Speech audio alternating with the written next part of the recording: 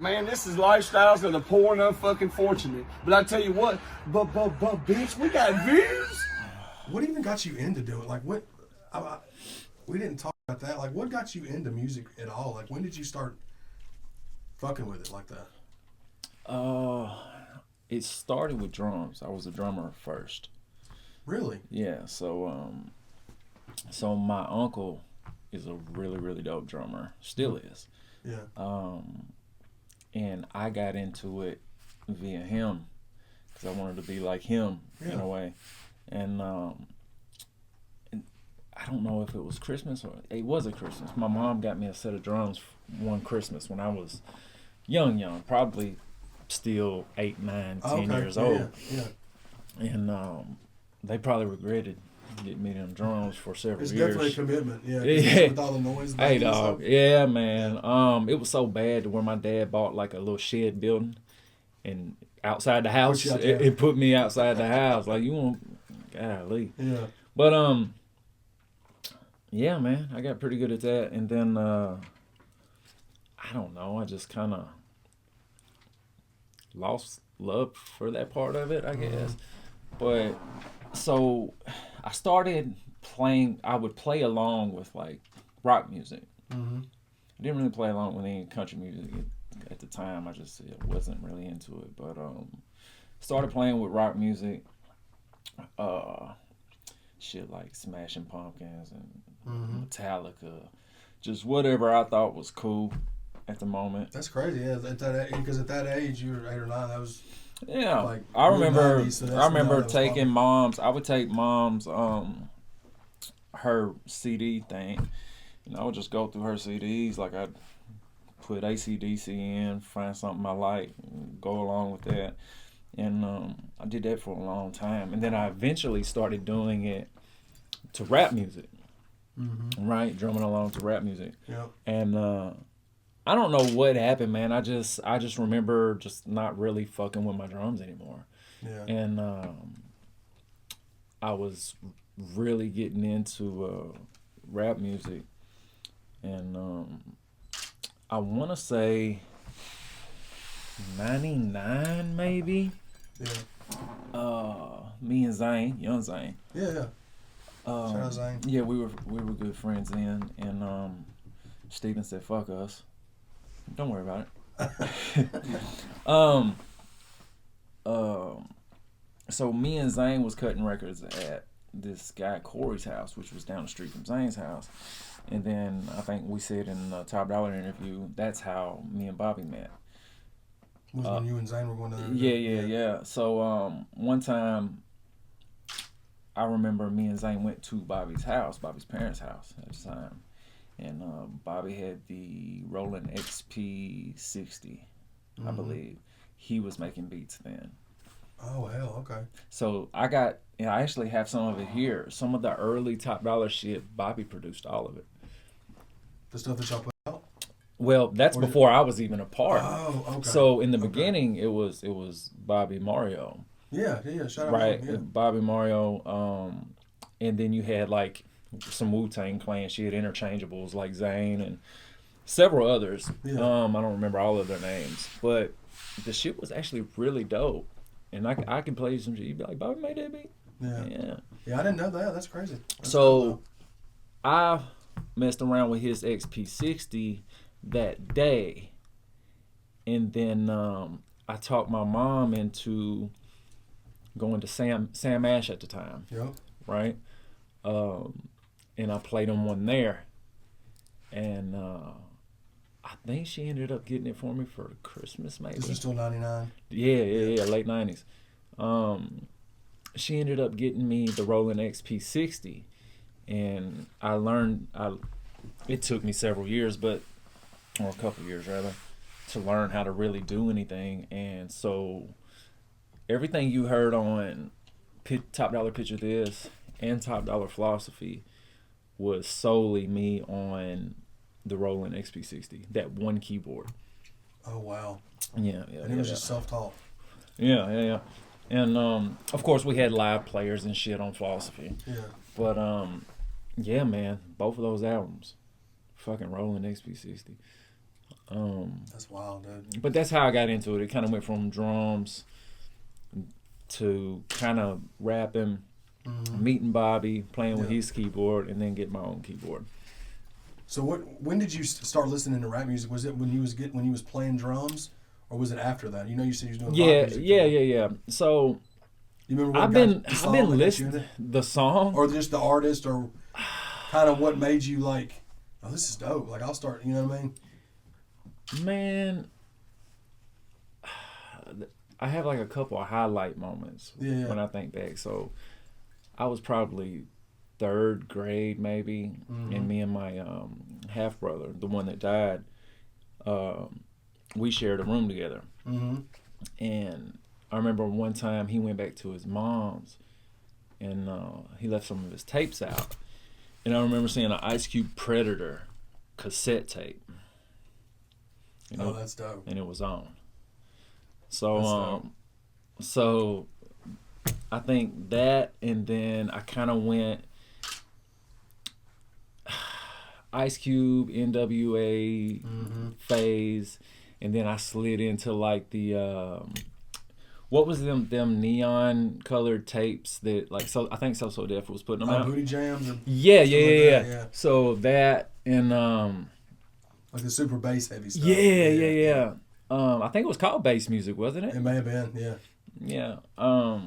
That's dope that you started out, like your introduction into rap music was the most hardcore rap music out at the time. Oh yeah. Cube, NWA. Like me, it was like Tag Team. Or you know what I mean? Right. Like, I went through that phase too. Yeah. But and Freak Nasty. Yeah. Come on, man. Yeah. Classic. Yeah. But that's dope, dude. And that's what's got. And that was when you were like, man, this. Did you still listen to other kinds of music? I did. Yeah. So like, my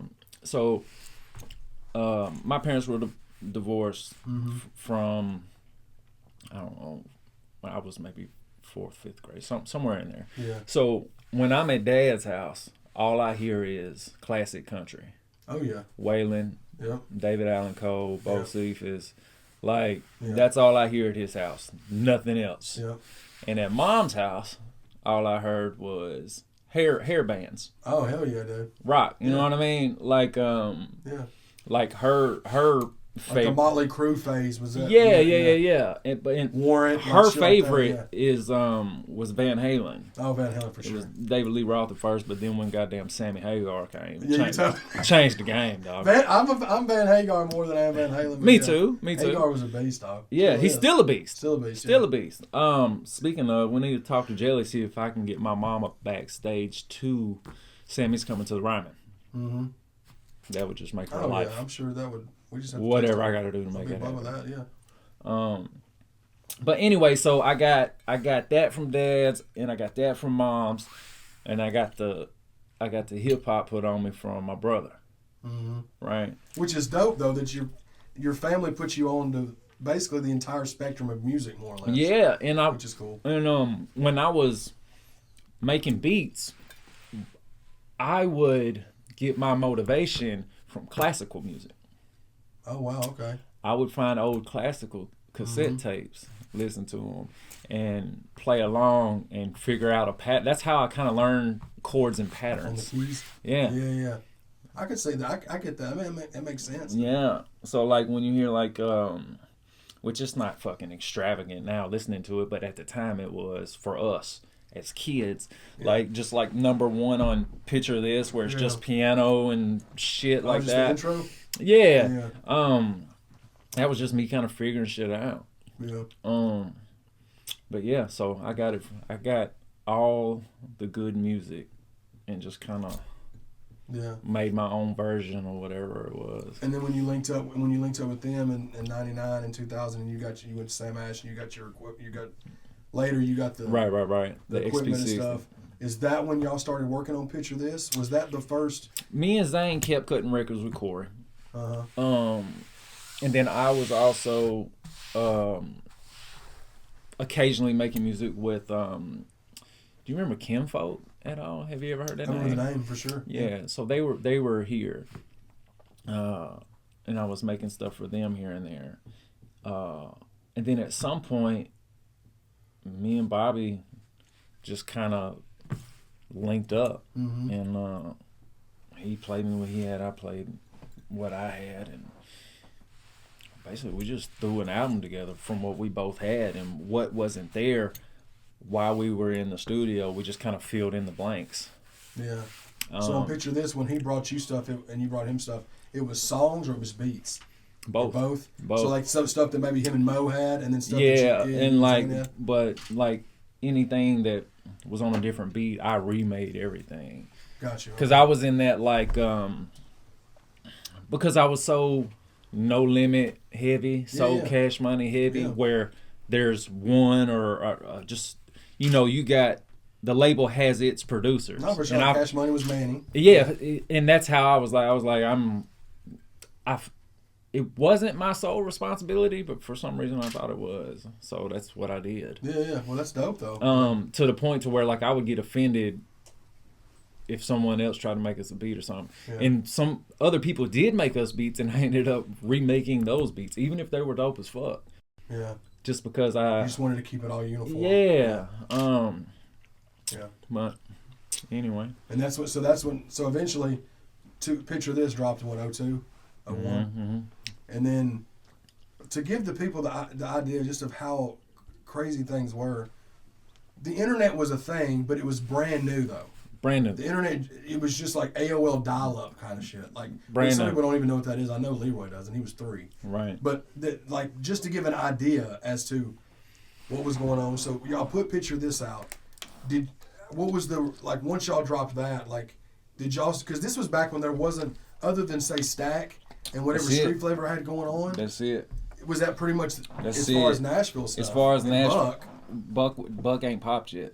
Oh, that's right. It was before. Okay. Yeah, Buck ain't popped yet. So, yeah, it was Street Flavor, and I think as far as popping in that era, it was Stack, The Burners, which was also Street Flavor, Charlie P, D-Ray, Stomp, and this dude named Cream. And Jinx. Yeah. Stump wasn't with Burners. Oh, I'm sorry. That was CWB. CWB. Yeah. So then you had Pistol, which was Street Flavor. There you correct? go. Yeah.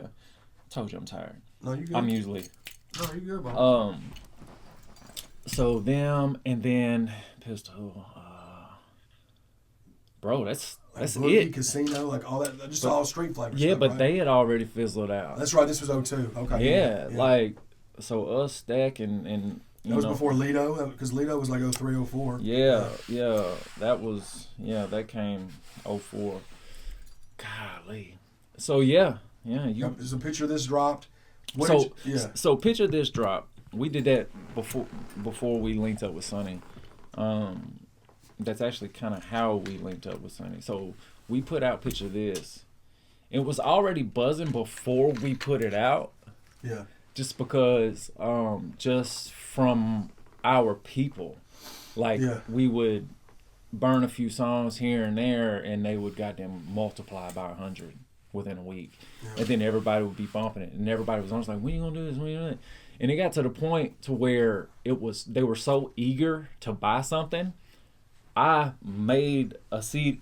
I burned a CD before we actually pressed CDs. I burned a CD and wrote on it with a Sharpie. And sold them. Here's the album. You give us $10, but when the actual retail ready ones come, I'll give you one. Yeah. Just because they were on us, it was buzzing so heavy. And this is when y'all were. And another thing too to keep in mind, the flossing shit, y'all had been doing that. Oh yeah. Was this before the album? Yeah. And that was what got you into that, just from being such a fan of No Limit and Cash Money and. In general, is that kind of, was Bravo and you both already doing that when y'all linked up separately? Yeah. That was just I mean that was our initial meeting. Yeah. Like he pulled up Big Boy, and where he pulled up at, I was sitting Big Boy. Yeah. So it was like, okay. Oh yeah. What are we doing here? Yeah, we can get along good. Yeah. It's like yesterday I was in the jewelry store and you just got, it's like the biker gang. You know what I mean? Like when a bike passes another bike, they do the thing. It was just, I don't know, we just clicked like that. And and y'all were buzzing from that just because nobody around here. No, you can't do that because like in 2001, 2002, a set of 20-inch wheels would cost you $5 or $6 grand. Yeah. Bro, like it was unheard of. Yeah.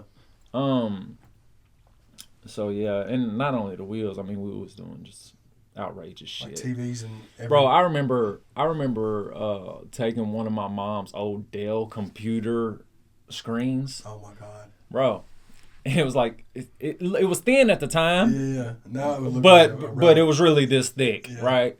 And when I had my interior done, I had them mount that in my car. Mount the whole screen. Bro, PlayStation, dog. Had to cut the PlayStation 2 in there. Yeah.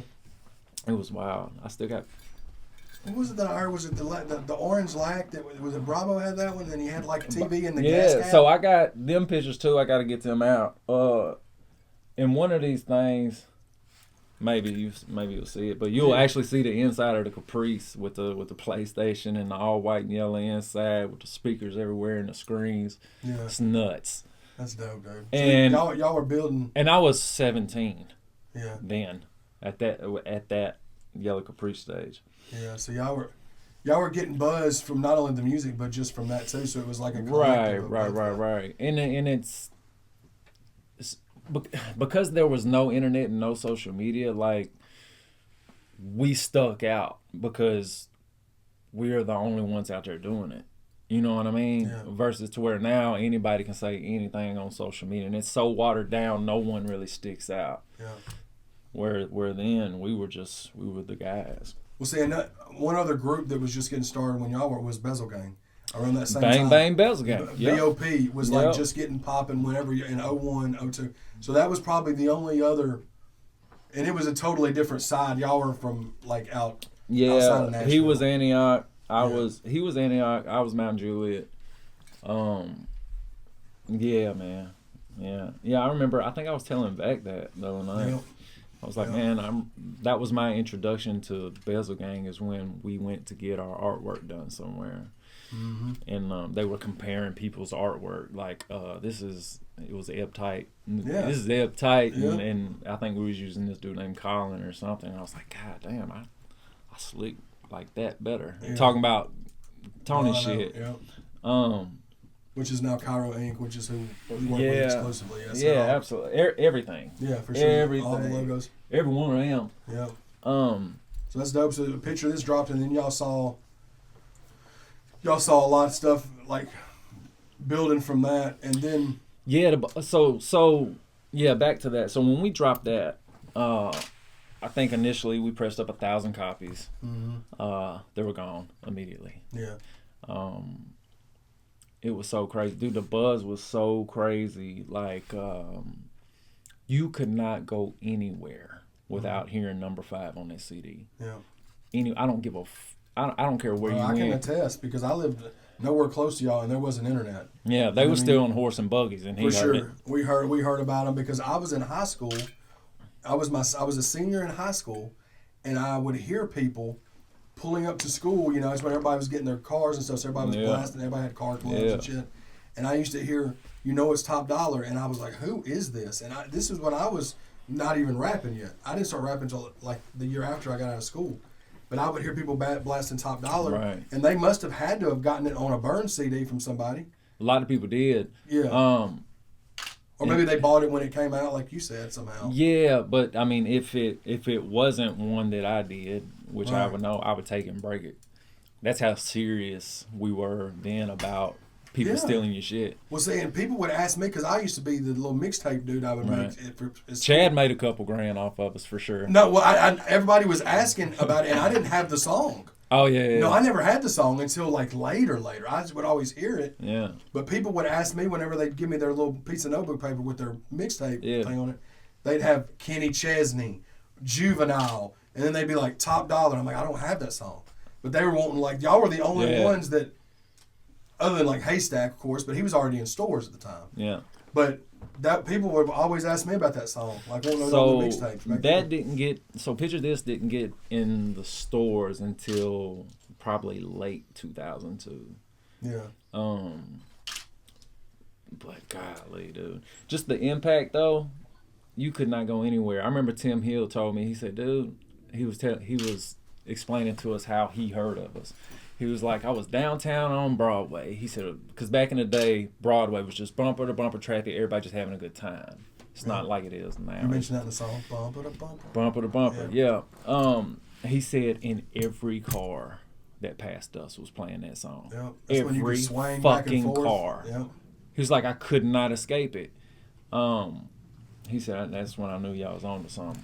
And if you listen to it, I mean, you probably can't tell now, but then the music, even though it was still hip hop music, it was different from hip hop music. Because you brought that melodic. Yeah, y'all were flossing, but you brought that melodic like style to it. Yeah.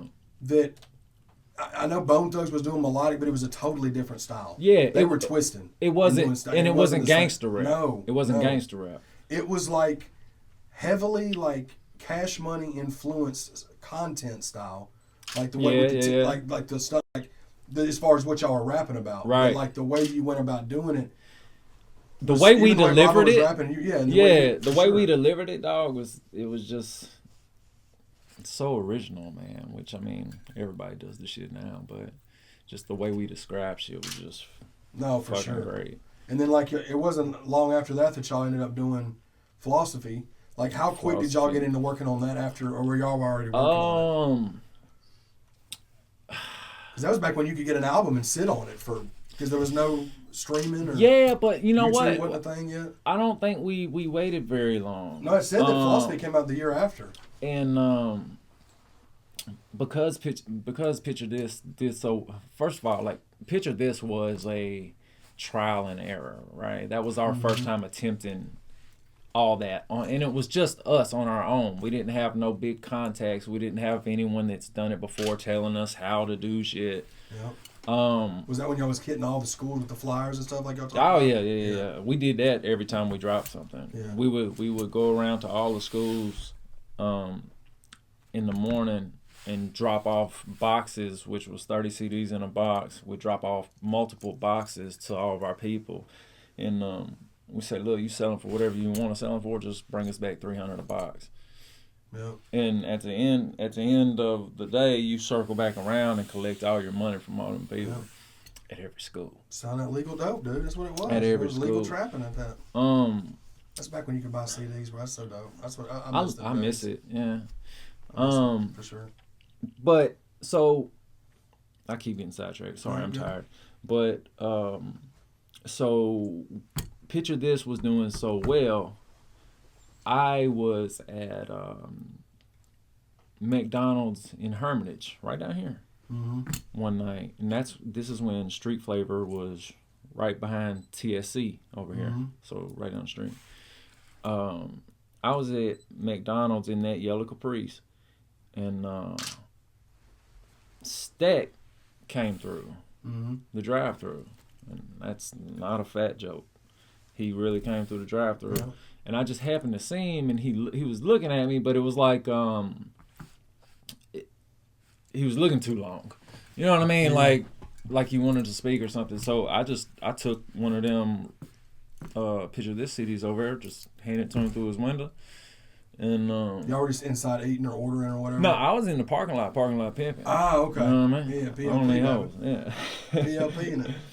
And so he came through, and when we just had that awkward fucking lock eyes moment, I just gave him that CD, man, and I don't remember. I think him or Sonny ended up calling the number on the CD, which was Bobby's number at the time, and that's how we ended up down the Street Flavor.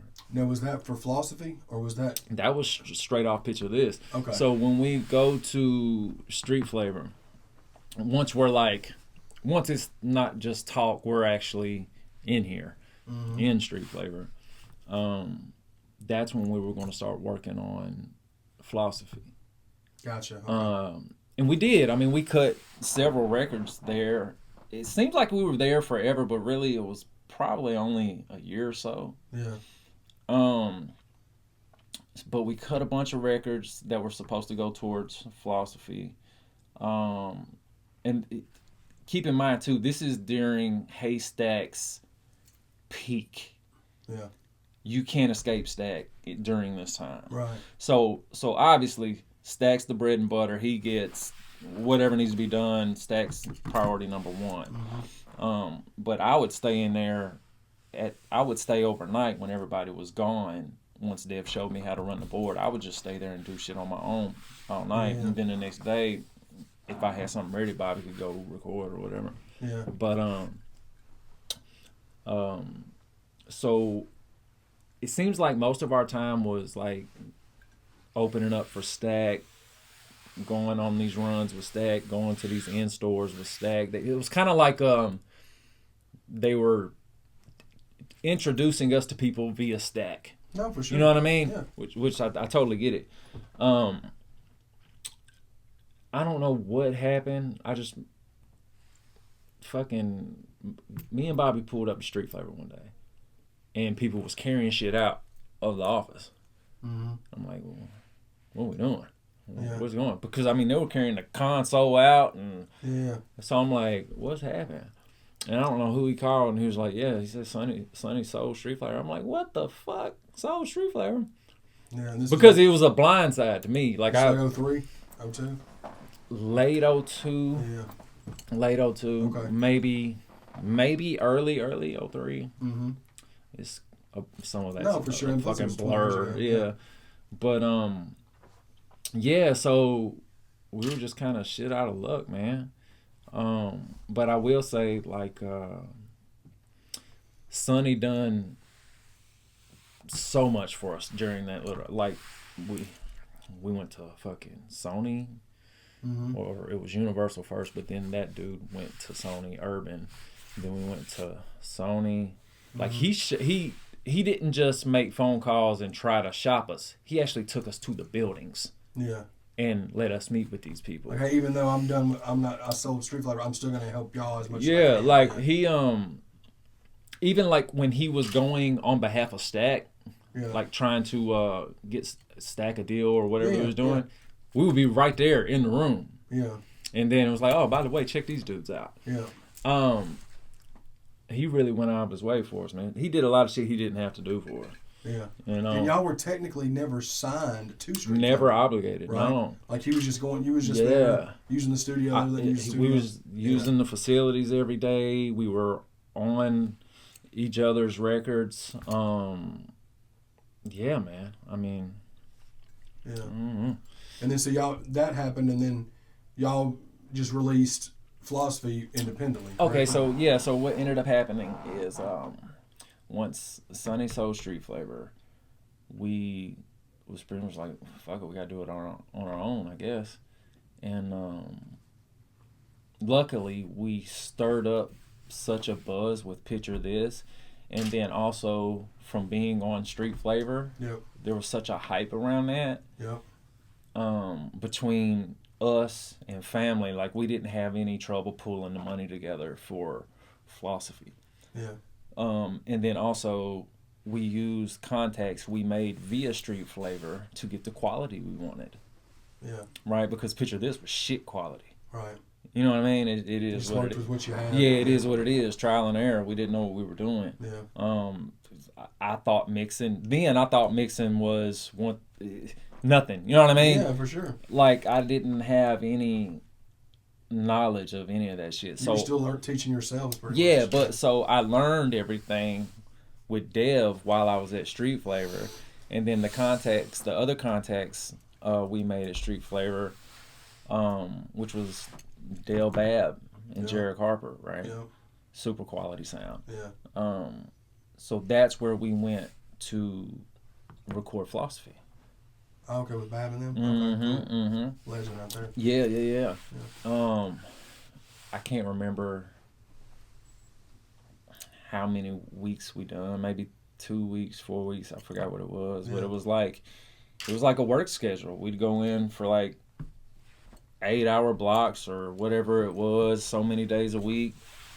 And keep in mind, you two, y'all were like 18 years old at the time. 18, 19 years old. Yeah. Because y'all are roughly the same age. So we are, yeah. So like y'all were kids still. Yeah. Doing this. So like it wasn't like, y'all were grown ass dudes going to do. Y'all were doing all this trial and error, mind you. Yeah. Going to all these big boy When studios. everyone wasn't a rapper too, so like there was no one to get advice from. Yeah. Like if you do, yeah. Being a rapper cost so much money back then. It is that no one could do it. Like just an example, like that. The studio time on that I think was like initially it was like $3,500, and then we ended up having to give him more because I think we. Went over what the deal was or whatever. And that's just the studio time. That's crazy, dude. Right? And then we took it to Mark Linger, who was mixing Stax Records, to mix it. That was $5,000. For mixing. Yeah. So that was $5,000. And that's who mixed Philosophy? Yeah. Well, originally. Yeah. So we went to pick it up. And we started listening to it on the way home, and out the gate, I was like, dude, this is fucked up. And Bobby was just kind of like, it's cool, it's cool. I'm like, no, man, it sounds fucked up. Like, because certain instruments and beats that were like the driving force of the beat. More backgrounded. Or not there at all. Or just gone, yeah. Like, the electric guitars on Top Dollar 2 and the strings and shit at the end, they weren't there. Yeah. And the snare was so low you couldn't even hear it. So it was almost like it was just like kick drums with no. Yeah, it's like I'm like, come on, man, we can't do this. And so we had to pay Mark again. So wait, he wouldn't even though I had to pay Mark again for me to go mix it at Mark's house. And it wasn't like you're not satisfied, I'll fix it. It was no, that's what you get. Yeah. That's crazy. Pretty much. And so I spent a few days at his house, and we got it right. So you're in $10,000 just for the mixing, bro. Just for the mixing. Yeah. And back to the pulling the money together for the album itself. We set a budget, like we kind of mapped it out, did like a spreadsheet, and we was like, $25,000 should do it. I think if we pull together 25, we can do it. Yeah. No, bro. That's crazy, dude. You got to think you're $4 or $5,000 deep at Babs. You're damn near $10,000 with Mark. We ain't even touched mastering yet. And promotion. Eric Wolf mastered it. I forgot. Artwork, videos. Really photo shoot, but back then, those pictures, those goofy ass pictures you see on that wall. Yeah. Bro, that was like each one of them shoots was like $500. Yeah. That's crazy. Eventually, we became so cool with the photographers to where we kind of cut out the middleman, and he would just do them for us by himself, and we throw him $100 bill. But that didn't start happening until 2004. Yeah, that's wild. So imagine that's back then. Like now, if you give somebody $25,000 for an independent album, you can get a lot done with that 25, bro. You can, because there's not a lot of physical shit that has to be done. And you can get visuals for every song. Well, you got to think. So. Imagine what I told you we already spent just in the audio part, right? Right. Bro, you're talking about in them days you want 1,000 24 by 36 posters. That was like $3,000. Yeah. The little 12 by 12s, you want 1,000 of them? $1,000. It's like. Yeah. Not to mention pressing up a fully retail ready fucking barcoded CD that's going in stores. It's like almost $2 per CD package usually. Yeah. Easily. Yeah. So you're in $2,000 just for 1,000 probably. Yeah, every bit of it. Get more than that. Music videos weren't even a thing, and if they weren't. Like Lil White back in 2003, he in his interview said that video for I Show Will cost $30,000 or $40,000. And look at it. That's what I'm saying. And back then, Steven can do more with that camera right there. Yeah, but like that. And same thing with like, who was it that I talked to? That one of the other interviews we did, Sonny. When Sonny was talking about Street Flavor, he said he spent $30,000 for the pistol video. The pistol video. Yeah, so man. Things were very, very, very different then, man. Like, we ended up having well over 40 in that album, but the impact it made. Oh, bro. It was worth it. You know what I mean? Y'all won SCAs. We won the SCA awards, yeah. For Album of the Year. Album of the Year. And it wasn't like, who else, do you remember anybody else that was nominated that year? It's on that list right there. Yo Gotti, Lil Scrappy. Like, It wasn't just like It wasn't no. bunch of nobodies It was and no y'all. foo-foos. Yeah. No, it was all big dogs. Yeah. Um, That's not a Nashville-based award show. That's that was Southern. That covered everywhere. SCA Southern Entertainment Award. So it was like And that album had at one point had 3 songs on the radio at once. Walk with a Limp. Was that the biggest one from that record? Nope. Walk with a Limp. We thought that was going to be the one, right? Yeah. That's what we thought. Of course, the consumer is your.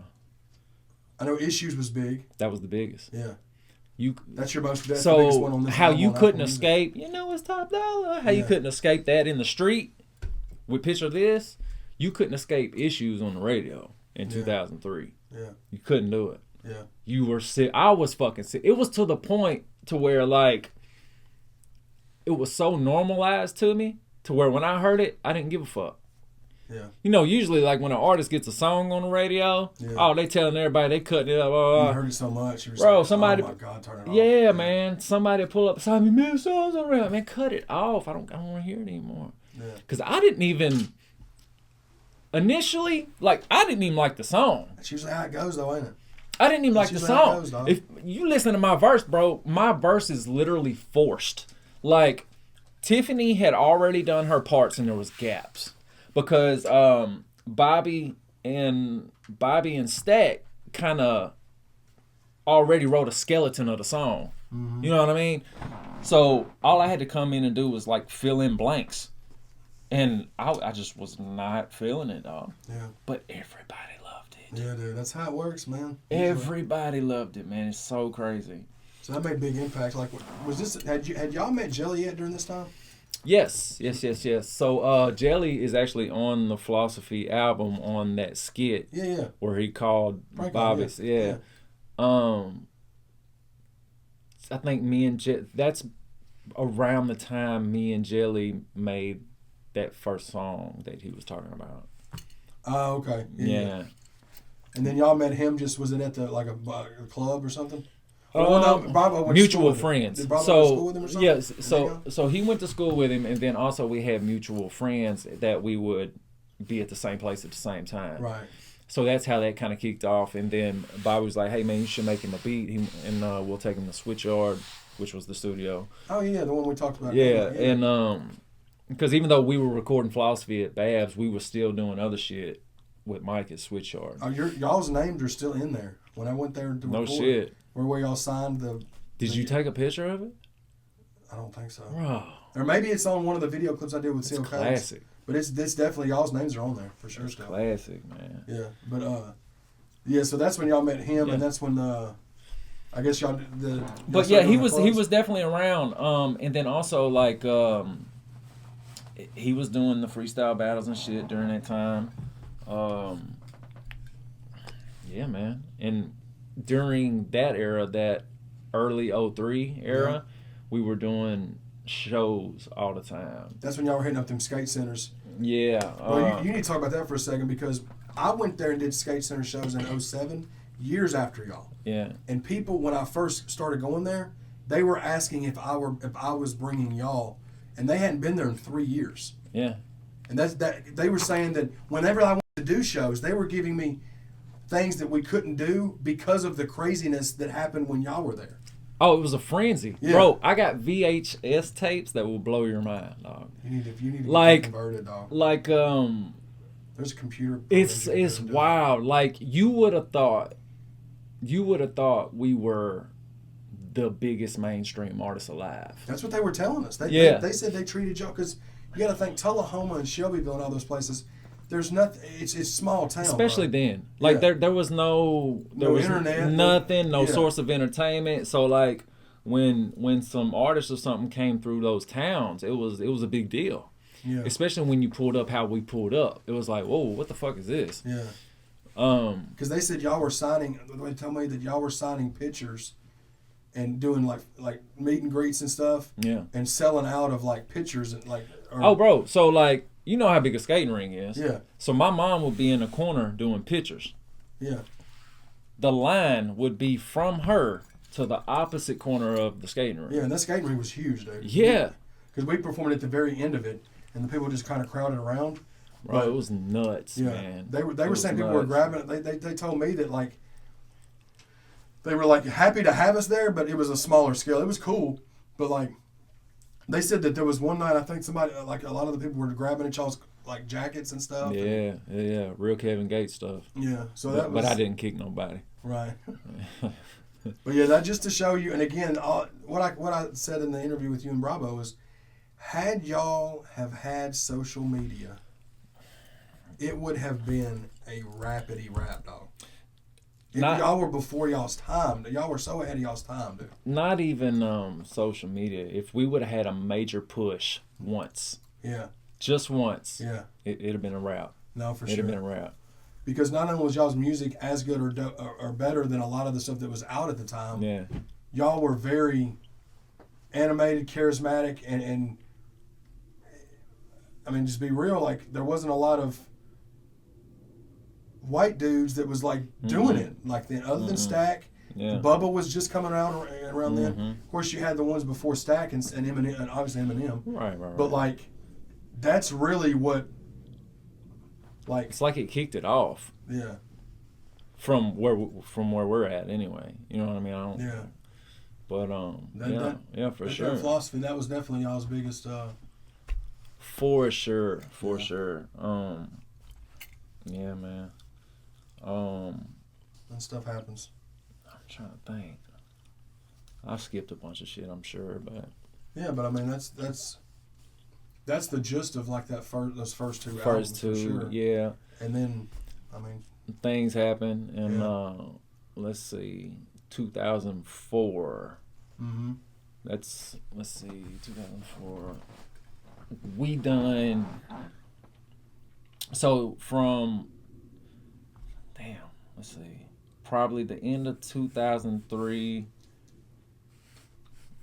Bobby, like we weren't really like where we were together every day, busting moves. Like we really wasn't together every day.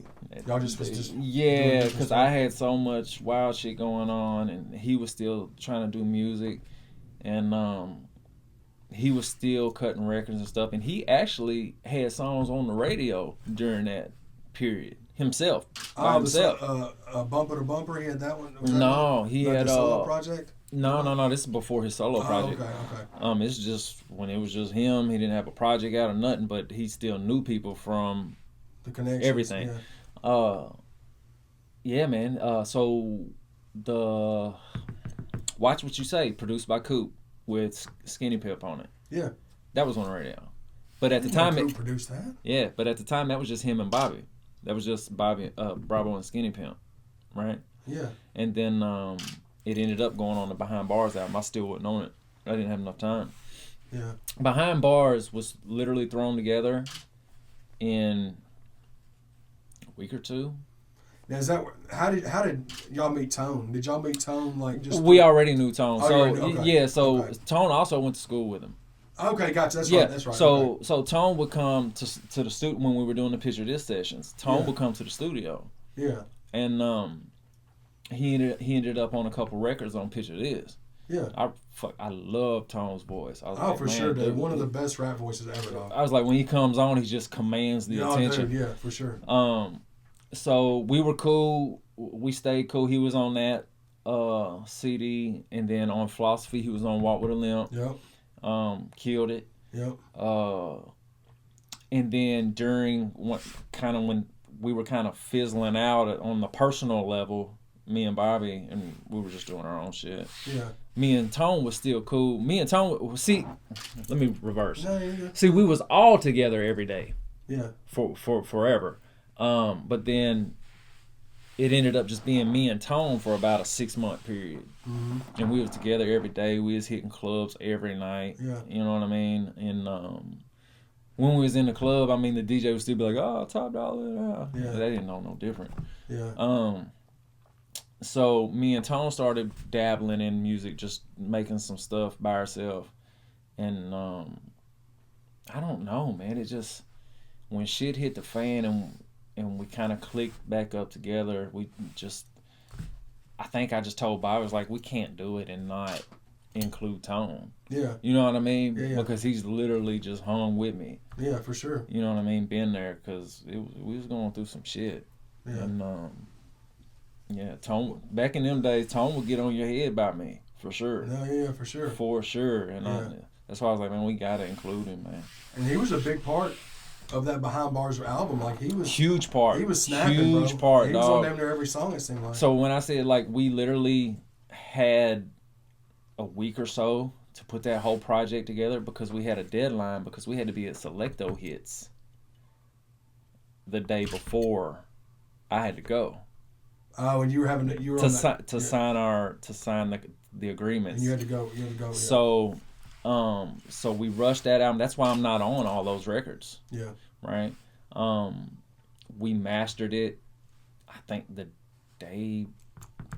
Shit, I don't remember, but So you didn't get to do what you did with the other two albums no, because you just didn't have time. no, and You what had to go away. what you do here on there is like it's either a forced record or it's like something that I had sitting.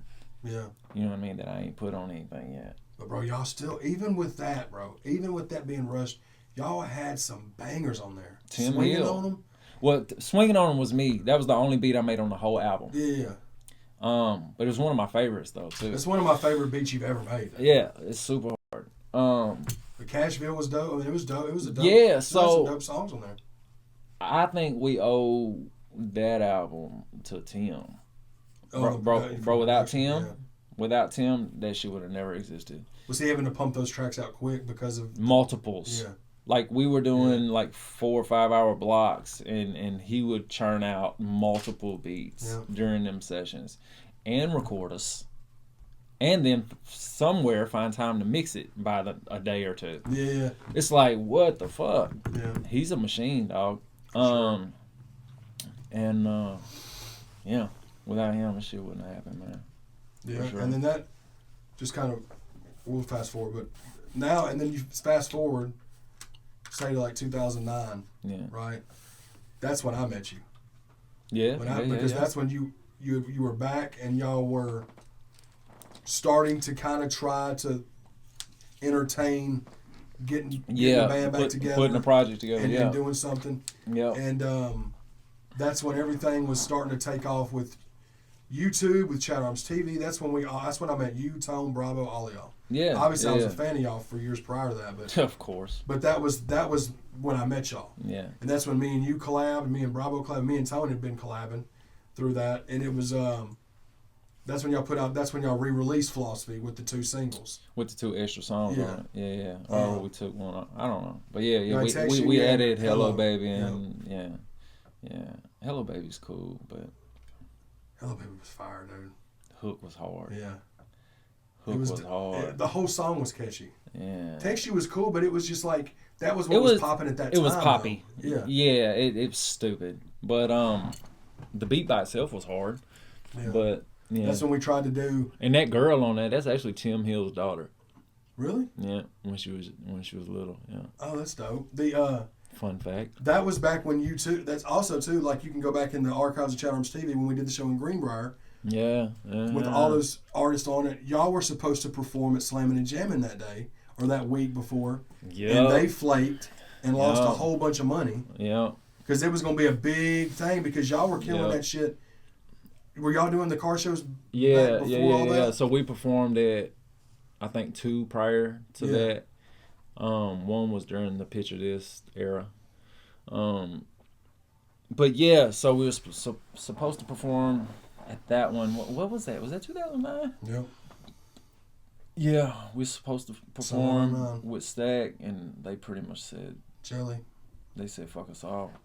I think Jelly still got to perform, but no, it was like death threats and wild shit, and they just said. I forgot what it was because I remember I was so hyped because we was gonna cover the whole thing and all that, and I just remember like it was like some day of type shit.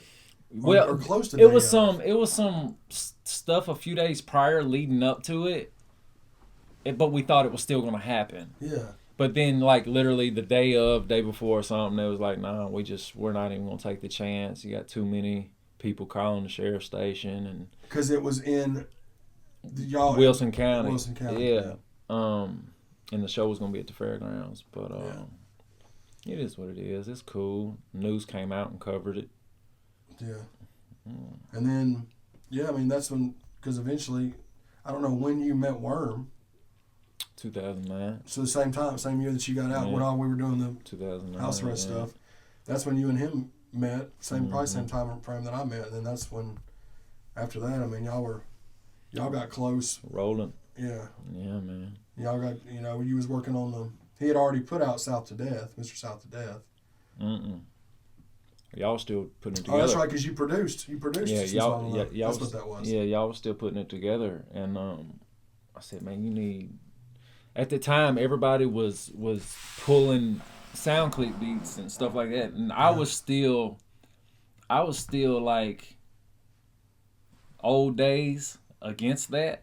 You know what I mean? No, for sure, but that's the way it should have been. And I was like, man, you gotta at least have a couple on there that's original that you can profit off of. Because at the time, you couldn't sell somebody else's beats legally. Right. Everybody else was rapping on those same vibe beats. Yeah. And it was almost like you were making mixtapes because it was exactly. You know what I mean? Exactly. So Mr. South to Death, that project, even though it's up now because now there's ways around it, but then. The only songs that were distributed from that was those 2 songs. Yeah, because it was your beats. Yeah. Which now, I mean, it's not really a big deal. It's so much easier and it's so much more lenient now. Yeah. But yeah, that's right, because you did the intro and Get Back. And Get Back off there. And we did the video to Get Back too. Yep. Yeah. And then y'all did you did the majority of like on the next 2 albums. I mean, obviously, Still Out South. As far as maybe not so much producing, but not a lot of recording, mixing, promoting, all that stuff. Yeah. I remember putting it together. I loved putting that one together because Jelly came one day, and them 2 in a room about this big they recorded like 5 songs in a couple hours. Yeah, it was fucking hilarious. Oh, dude. It was a fucking beautiful mess. No, for sure. It's the way it was whenever we did them 2 songs at Blazes when him and we did Cold Cash and Go Back on the Jelly and Worm show. You saw how those were. Man. Like the they were comedians, man. On Still Out South where Jelly's gonna plug the Big Sal story. Yeah. He was really gonna do a drop for himself, and Worm jumped up out of the chair and pushed him out of the way. It was like, hold on, man, this is my goddamn. Like, that was real. Nothing scripted about that. That's exactly how it happened. I said, dog, I'm keeping all this. Yeah, because that's when they did Show My Ass, right? Yeah. Show My Ass. Yeah, and Gangsta Music. Yeah. He recorded that one with Tim, 85 Colors. Oh, man. Bro, such a banger. Slapper. Yeah. Such a banger. And then that's what, in Southbound and Down, because Still Out South did great, had the video for that. Oh, my God. Still Out South did great, and then Southbound and Down was kind of a situation, would you say, Forced. Similar to Behind Bars, where you had to piece together because of him going away for what, So the initial Southbound and Down idea, it really wasn't Southbound and Down at first, but it was just going to be whatever the new Worm project was. Jelly called, Strug called, and we all kind of coordinated and got what a date and a time for when they could come, pitch in, do features, whatever, and they were also gonna send me some guitar because this is when they're first getting into the sound that they kind of have now, right? Yeah, 14, 15, whatever time. Yeah, so they were supposed to send me some guitar riffs and stuff like that, and I was gonna build around them, and they was gonna come record, but I don't know what happened, but none of those sessions ever happened. But they didn't end up making it. I made sure I was there, but goddamn, I was the only one there. I was like, fuck. And Worm was mad at me. I was like, bro, I can't control everyone. I'm here. Yeah. So Southbound and Down, it ended up becoming Southbound and Down because I heard your YouTube video to where Jelly was playing, and he was like, I got your album name too, Worm. Let's call it Southbound and Down, like Eastbound and Down. Yeah. Kenny fucking Powell. And Worm said, yeah, but wheels will fucking fizzle though. Yeah. So I said, that's it.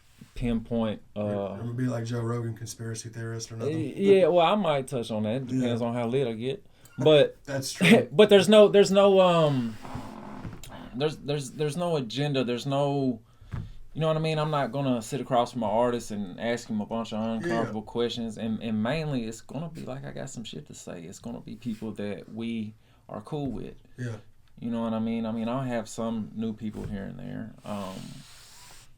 But yeah, man, It's just gonna be just more content, man. And plus, you'll be able to do it at the crib. Yeah, and we'll just get in here and have a drink and talk about the good times. Yeah, for sure. And it's dope because I got some shit to say. Me and you are very heavily involved in that. You're gonna have Fireball with Friends. I got the Chatty Bobcast, and we're all still. Leroy's still doing his stuff. So like we're all still doing what we're doing. It's just dope that we're gonna venture out, and I'm looking forward to it, man. It's gonna be dope. I think it's gonna be cool, man. Yeah. We're about 90% done as far as this stuff. Yeah. You know what I mean? But yeah, like I was telling you earlier, like there's gonna be a shelf with all of our products right there, right under the sign. Some more shelves with all memorabilia and cool shit. I'm gonna try to find somewhere for plaques and awards and shit. I just don't want it to be too cluttered. Right. But Hell yeah, but yeah, man, that and we got music together. Absolutely. I actually mixed on it some yesterday morning. Oh yeah, dude. Well, not mixing, rather editing and picking the takes I like. We got music together. I got a couple things I'm gonna throw out, just throw them out. Absolutely. Instead of just sitting on them. You definitely need to. They're not doing any good on my iMac. Because since the relaunch of like ChadArmesTV being a thing and like the podcast being a thing and people being introduced to Lex TopDollar, a lot of them didn't even know you did music. The young bro. ones. You drop a link or you drop a snippet on IG. Like, oh, he raps too? Yeah, dude. Like, I don't Damn, understand. and he's Fire Flame. What's going on here? Yeah, I don't understand, bro. This is one of the goats in this shit. Yeah. That's what's dope about it is that we're putting people onto us that didn't even know that we did that stuff. The same thing with me when I started putting music up on the channel. People just thought I was Chad Arms and was stood by the camera guy. Interview. Yeah. And then you start rapping and turn into goddamn hip hop historian. You know what I mean? Fuck. Chad's the hip hop thesaurus. We're gonna get some. We got some music that we're gonna be dropping with y'all on y'all this year, and we're gonna stay busy. We're about to do some photo shoots and get some day in the life shit with Lex. But yeah, man, this has been a long time in the world. We've been wanting to do this. It was just a matter of getting it done. But this is gonna be nice, man. Being able to get this done and kind of fill people in on. Yeah, I know. Yeah, and I know I left out a bunch of shit. No, but that's fine. That's why we always come back. Some shit was vague, but I mean, cameras are plentiful. We can do it anytime. Yeah, and it's 20 years worth of. Yeah, because I'll just be having a drink and something will pop in my head. I was like, I forgot all about that. Yeah. Like how certain songs happened. Yeah. Like how Just a Player happened was weird. How Walk with a Limp happened was weird. Like it was a totally different beat that Bobby made, totally different song. And while they were recording their verses, I was in there with the headphones on Babs MPC remaking it without them knowing. And then I swapped it out. Hard. And then when I played it for them, they was like, oh, that's hard. Yeah, that's dope, dude. Yeah.